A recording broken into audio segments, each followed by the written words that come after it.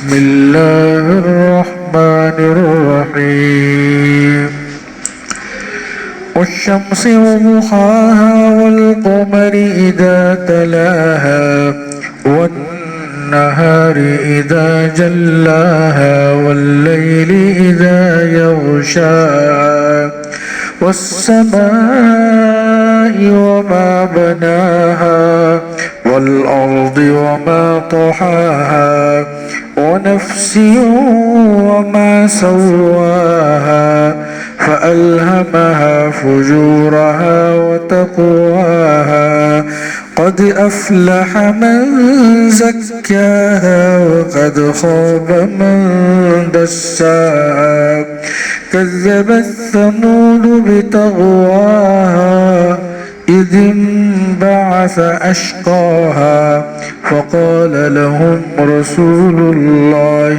ناقة الله وسقياها فكذبوه فعقروها فدمدم عليهم ربهم بذنبهم فسواها ولا يخاف عقباها صدق اللہ العظیم۔ ابھی جو آیات تلاوت کی گئی ہے ان آیات کا تعلق سورۃ الشمس مکی یعنی حضور اکرم صلی اللہ علیہ وسلم پر ہجرت سے پہلے نازل ہوئی۔ انداز بیان ایسا ہے کہ آدمی اس کا ترجمہ بھی نہیں کر سکتا۔ عربوں کو اپنی زبان دانی پر بڑا ناز تھا۔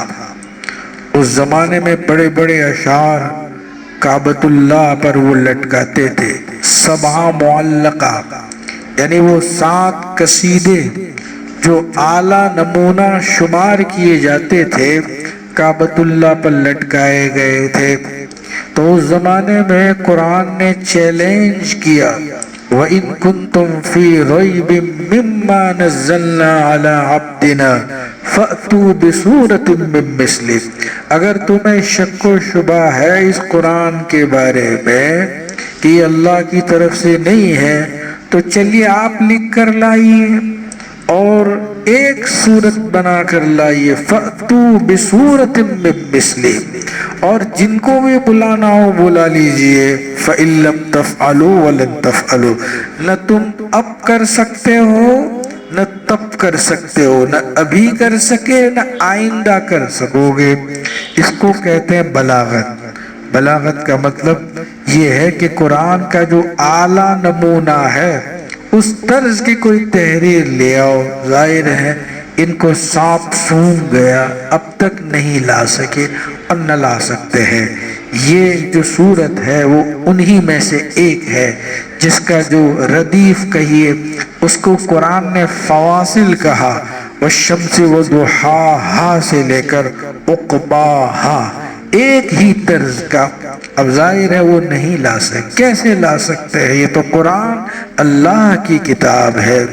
والشمس وضحاہا، اللہ تبارک و تعالی عربوں کی عادت کے مطابق قسم کھا کر ایک بات ارشاد فرماتے ہیں، والشمس، اور آفتاب کی قسم اور اس کے دھوپ کی قسم، والقمر اذا تلاہا، اور چاند کی قسم جب وہ اس کے پیچھے آئے، والنہار اذا جلاہا، اور دن کی قسم جو اس کو روشن کرتے، واللیل اذا یغشاہا، اور رات کی قسم جب وہ اس کو ڈھانپ لے، والسماء وما بناہا، آسمان کی قسم اور آسمان کے بنانے والے کی قسم، زمین کی قسم اور زمین کو بچھانے والے کی قسم، انسان اور نفس انسانی کی قسم اور اس ذات کی قسم جس نے اس کو سوارا ہے، پھر اس کو الہام کیا کہ بد کرداری کا بھی اور تقوی اور پرہیزگاری کا بھی، گویا دونوں راہیں ان کو بتلا دی۔ پھر اس کے بعد اللہ جو بات کہہ رہے ہیں، قد افلح من زکاہا وقد خاب من دساہا۔ قرآن کریم اہتمام کرتا ہے۔ آپ دیکھیے قرآن کریم کے سمجھانے کا انداز جب کوئی بات کہنی ہو تو پہلے متوجہ کیا جاتا ہے۔ مثال کے طور پر ایک جگہ اللہ تبارک و تعالیٰ نے جو عباد اللہ غیر اللہ کی عبادت کی جاتی ہے اس پر متوجہ کرنا تھا تو اللہ نے کہا یا ایھا الناس، اے لوگو۔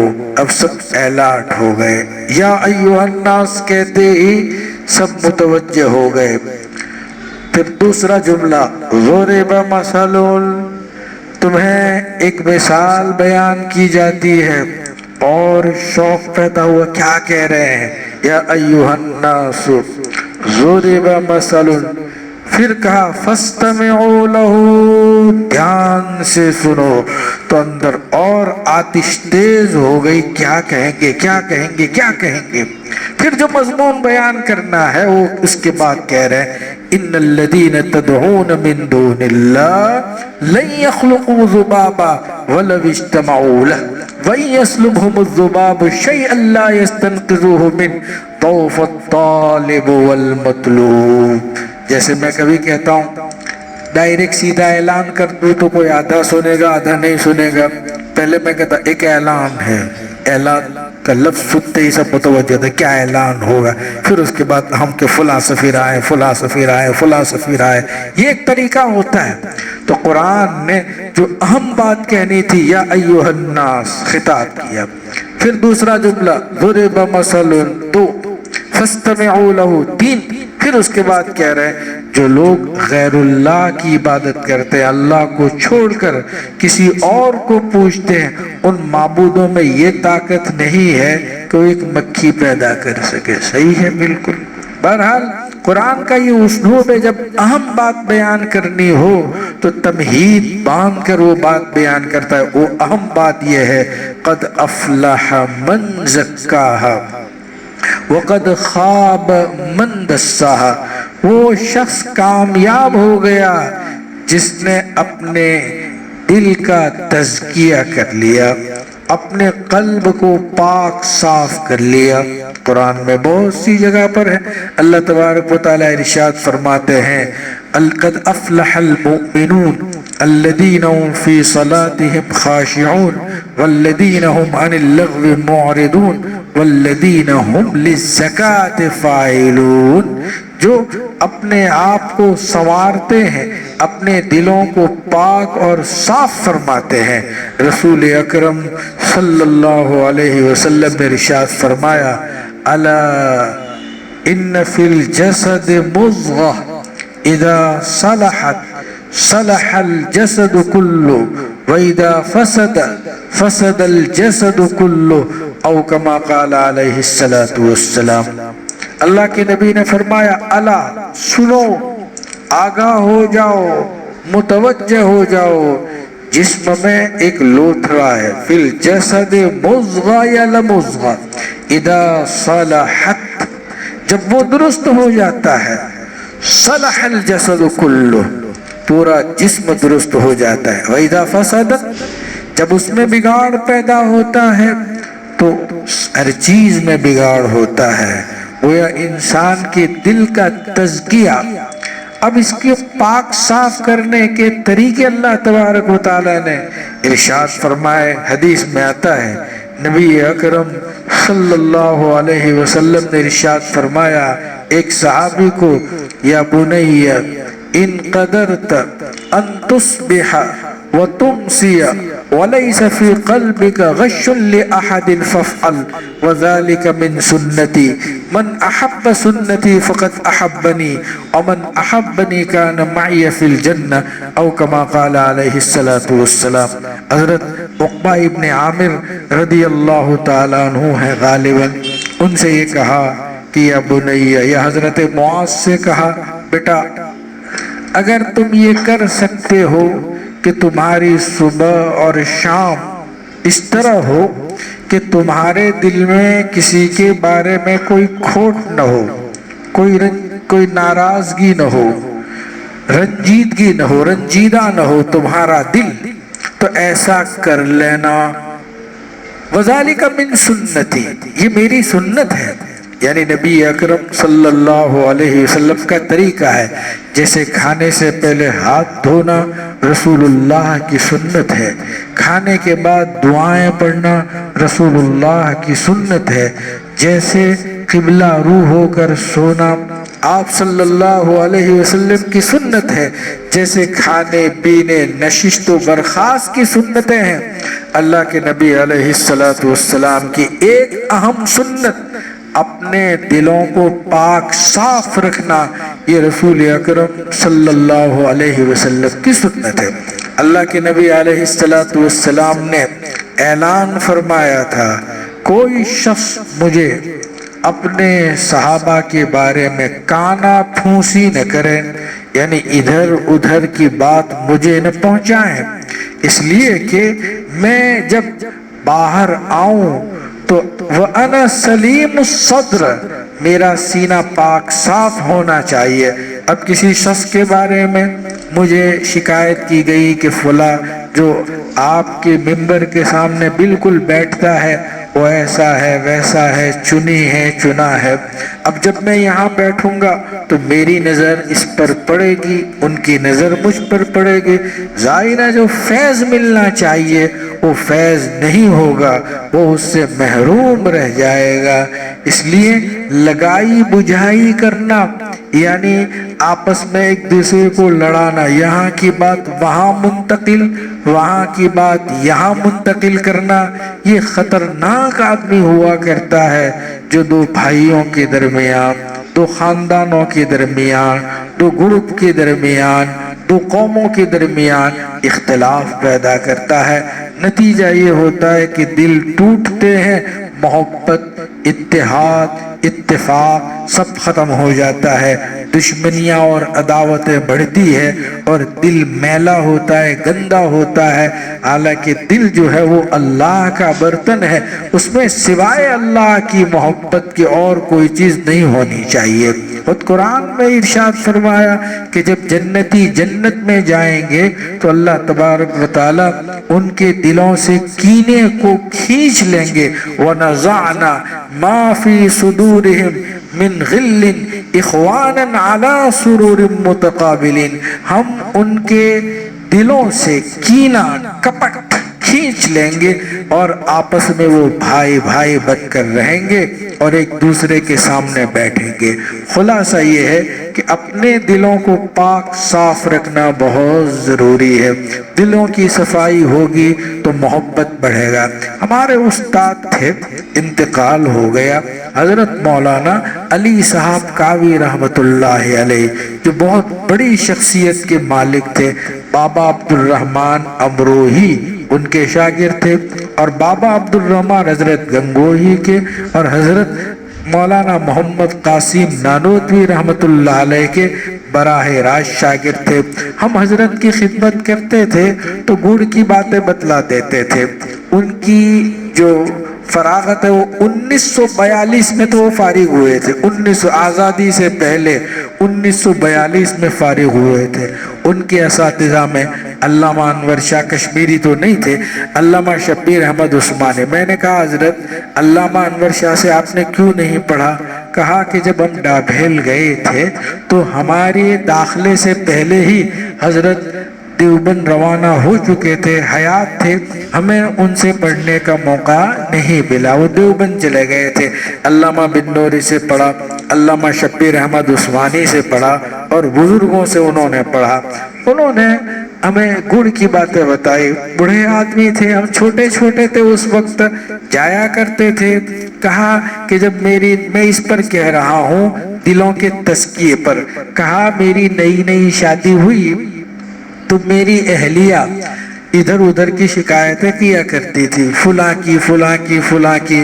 کچھ دن تو میں نے سنا، پھر میں نے ان کو صاف کہہ دیا کہ دیکھ بی بی، کسی اور کی بات مجھے نہ کریے گا، اگر کرنا ہو تو ہماری زبان میں پوزیٹیو، یعنی جس میں کوئی خیر ہو، خوبی ہو، اچھی باتیں کیجئے، شکایتیں لے کر ہمارے پاس نہ آئے، اس لیے کہ دل گندا ہوتا ہے. قرآن خود کہتا ہے لا خیر فی کثیر من نجواہم الا من امر بصدقۃ او معروف او اصلاح بین الناس، یہ جو آپس میں سرگوشیاں ہوتی ہیں نا، اس میں بہت بلائی نہیں ہوتی ہے۔ ہاں صدقے کا کوئی حکم دے دیں، کوئی بھلی بات کہہ دیں، کوئی خیر کی بات کہہ دیں، اس میں تو وزن ہوتا ہے، لیکن دنیا بھر کی شکایتیں، غیبتیں، اتہامات، الزام تراشیاں، کسی کو گرانا، کسی کو اٹھانا، یہ بہت خطرناک چیزیں ہیں، وہ انسان کے دل کو تباہ کر دیتی ہے، ورنہ وہ کامیاب نہیں ہوگا۔ کیوں؟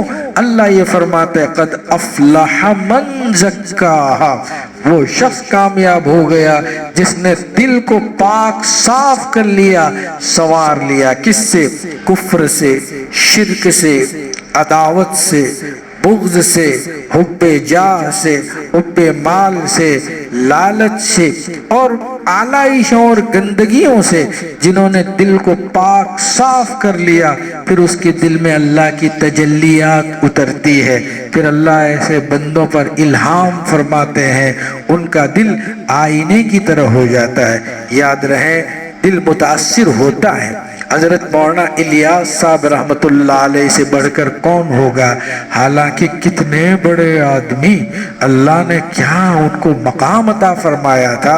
حضرت مولانا الیاس صاحب رحمت اللہ علیہ خود فرماتے ہیں کہ جب میں دیہاتیوں کو لے کر جماعت میں جاتا ہوں اور 3 دن ان کے ساتھ رہتا ہوں، تو ان کے ساتھ اختلاط کی وجہ سے ہی میرے دل پر اثر پڑتا ہے۔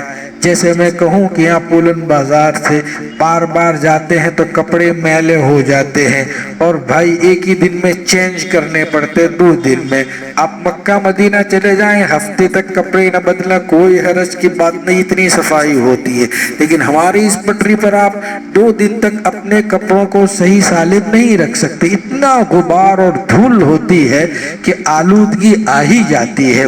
ایسے ہی مولانا، میں سمجھانے کے لیے مثال دے رہا ہوں، مولانا الیاس صاحب رحمت اللہ علیہ فرماتے ہیں میں جب 2-4 دن ان کے ساتھ رہتا ہوں تو آنے کے بعد مجھے اپنے دل کی دھلائی کرنی پڑتی ہے۔ کہا کبھی بڑے حضرت جی کی خانقاہ میں چلا جاتا ہوں، حضرت شیخ عبد الرحیم رائے پوری رحمت اللہ علیہ، ان کی یہاں 2-3 دن رہتا ہوں، ذکر کرتا ہوں، تسبیح کرتا ہوں، تلاوت کرتا ہوں، تب جا کر وہ پہلی کیفیت پیدا ہو جاتی ہے جو چھوڑ کر گیا تھا۔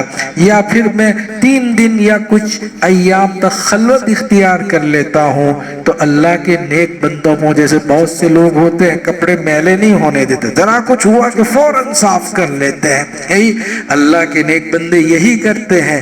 ان کے دل پر ذرا سا دھبا بھی آتا ہے تو فوراً اس کو ذکر سے، تلاوت سے، خلوت سے، دعا سے، اللہ سے روح دھو کر اس کو صاف کر دیتے ہیں اور اپنے قلب اور دل کو منور رکھتے ہیں۔ قرآن پڑھنا، قرآن کی تلاوت کرنا، یہ دل کو منور کرنے کے لیے بہت معین و مفید ہے۔ تو اللہ تبارک و تعالیٰ ارشاد فرماتے ہیں قد افلح من زکاہا، وہ شخص کامیاب ہے جس نے اپنے دل کی صفائی کی، اپنے آپ کو سنوار لیا۔ وقد خاب من دساہا، وہ ناکام ہے جس نے نفس کو دبایا۔ ظاہر ہے دنیا بھر کی شکایتیں، گندگی، آلودگیاں لے کر جانا۔ ہم لوگ جب حضرت مولانا قمر الزمان صاحب الہ آبادی دامت برکاتہ علینا سے بیعت ہوئے تو حضرت نے اس پر بہت توجہ دی اور آج بھی دلاتے ہیں اپنے دلوں کو پاک رکھو، اپنے دلوں کو صاف رکھو، یعنی جب رات کو سونے لگو تو سب کو معاف کر دیا کرو تاکہ کسی سے کوئی شکایت ہی نہ رہے کہ فلاں نے مجھے محروم کیا، فلاں نے مجھے نہیں دیا، فلاں نے مجھے ستایا، فلاں نے مجھ پر الزام لگایا۔ کہا یہ سارے الزامات کو جب رات ہو جائے تو معاف کر کے سو جایا کرو کہ اللہ ہم تو آپ کے بندے ہیں، ہمیں کسی سے کوئی انتقام نہیں لینا ہے، بس تو جانے وہ جانے، میں تیرے خاطر سب کو معاف کر دیتا ہوں۔ ظاہر ہے الحمدللہ اسی زمانے سے ہم نے یہ معمول بنا لیا آج تک کہ الحمدللہ جب رات کو سونے لگتے ہیں تو سب کو معاف کر دیتے ہیں، کسی نے ستایا اس کو بھی معاف معاف، کسی نے پریشان کیا اس کو بھی معاف، کسی نے الزام لگایا اس کو بھی معاف، بلکہ ایڈوانس میں معاف کہ جب تک الزام لگاؤ تمہیں کوئی گناہ نہیں ہوگا۔ بہرحال یہ ہے قد افلح من زکا۔ پھر جب دل پاک ہوگا تو کیا نعمت ملے گی معلوم؟ نعمت یہ ملے گی کہ عبادت میں لذت آئے گی، حلاوت اور مٹھاس محسوس ہوگی۔ جب قرآن پڑھنے لگو گے تو آنسو آئیں گے۔ وَإِذَا سَمِعُوا مَا أُنزِلَ إِلَى الرَّسُولِ تَرَىٰ أَعْيُنَهُمْ تَفِيضُ مِنَ الدَّمْعِ مِمَّا عَرَفُوا مِنَ الْحَقِّ يَقُولُونَ رَبَّنَا آمَنَّا فَاكْتُبْنَا مَعَ الشَّاهِدِينَ۔ جب قرآن پڑھا جائے گا تو آدمی کی چیخیں نکل جائے گی، وہ روئے گا، وہ اللہ کا نیک بندہ بن جائے گا، وہ اللہ سے تعلق استوار کر لے گا۔ تو دلوں کا پاک صاف کرنا یہی ہے کہ معاف کیجئے۔ حضور اکرم صلی اللہ علیہ وسلم پر اس قدر حالات اور اس قدر پریشانیاں لاحق ہوئی، آپ نے فتح مکہ کے موقع پر سب کو معاف کر دیا۔ اور آپ کی تعلیم بھی یہی ہے کہ معاف کرنے میں جو مٹھاس ہے وہ اور کسی چیز میں نہیں ہوا کرتی۔ اس کے بعد اللہ تعالیٰ اپنی عادت کے مطابق حضور صلی اللہ علیہ وسلم کی تسلی کے لیے پچھلے انبیاء کے واقعات سناتے ہیں۔ یہاں پر ایک واقعہ سنایا گیا حضرت صالح علیہ السلام کا، کذبت قوم عاد ثمود، قوم سمود کی طرف آپ کو مبعوث بنا کر بھیجا گیا۔ آپ نے اپنی قوم کو دعوت دی، قوم نے مطالبہ کیا کہ آپ ایک اونٹنی لے آئیں، وہ بھی پہاڑ سے نکلیں، وہ بھی حاملہ ہو۔ انہوں نے کہا کہ بھائی ایسا مطالبہ نہ کیجئے، اس لیے کہ اللہ کی عادت ہے جب کسی چیز کا مطالبہ کیا جاتا ہے پھر اس پر عمل نہیں ہوتا تو اس قوم کو تباہ و برباد کر دیا جاتا ہے۔ آپ نے دعا فرمائی، ظاہر ہے اللہ تعالیٰ نے ان کو اونٹنی عطا فرمائی، اور وہ بھی پہاڑ سے، اور وہ بھی حاملہ۔ اب ظاہر ہے اونٹنی ہے تو کھائے گی پیے گی۔ انہوں نے وارننگ دی ہے کہ بھئی اللہ کی نشانی ہے، علامت ہے، تمہاری مطلوبہ ہے، تم انہیں پریشان نہ کرنا ورنہ ہلاک کر دیے جاؤ گے۔ ظاہر ہے اونٹنی کا خیال رکھنا، ان کے کھانے پینے کا خیال رکھنا۔ انہوں نے ایسا نہیں کیا بلکہ حضرت صالح علیہ السلام کو جھٹلایا۔ یا صالح قد كنت فینا مرجوا قبل هذا اتنهانا ان نعبد ما يعبد آباؤنا واننا لفی شک مما تدعونا الیہ مريب۔ حضرت صالح علیہ السلام پر تکلیفیں، کفلی کفو کا ہجوم کیا، فکذبوا فعقروها، اور اللہ کی جو یہ علامت اور نشانی تھی اونٹنی کو ذبح کر دیا تو اللہ کا عذاب آیا۔ فدمدم علیہم ربهم بذنبہم، ان کے گناہوں کی وجہ سے اللہ نے ان پر ہلاکت نازل فرمائی۔ نتیجہ کیا ہوا؟ فسواہا، ان کو برابر کر دیا، یعنی علی کل صغیر و کبیر، کسی ایک کو بھی نہیں چھوڑا، سب کو ٹھیک ٹھاک کر دیا، درست کر دیا، گویا ملیاں بیٹ کر دیا، زیر و زبر کر دیا، تہ و بالا کر دیا، تتر بتر کر دیا ان سب کو۔ پھر اللہ تبارک و تعالیٰ فرماتے وَلَا يَخَافُ عُقْبَاهَا، جیسے میں کوئی گناہ کروں، کوئی حکومت گناہ کرتی ہے، کوئی بڑا آدمی گناہ کرتا ہے تو ان تو اندیشہ رہتا ہے کہ کوئی پوچھے گا اس کا انجام کیا ہوگا۔ جیسے کسی نے کسی کو قتل کر دیا تو اس کو اپنے انجام کی فکر ہوتی ہے کہ پولیس گرفتار کر لے گی، مقدمہ چلے گا۔ اللہ تعالیٰ کہتا ہے مجھے روکنے والا کون ہے؟ وَلَا يَخَافُ عُقْبَاهَا، اللہ اس کے نتیجے سے ڈرتا نہیں۔ اللہ کو کون پوچھے گا کہ آپ نے فلاں بستی کو کیوں ہلاک کیا؟ ظاہر ہے اللہ تو خالق ہے، مالک ہے، سب اس کا ہے، ہم سب اسی کے ہیں، تو اللہ تعالیٰ کو اپنے انجام کی کوئی فکر نہیں، اللہ سے بڑھ کر کوئی نہیں، اللہ سے پوچھنے والا کوئی نہیں۔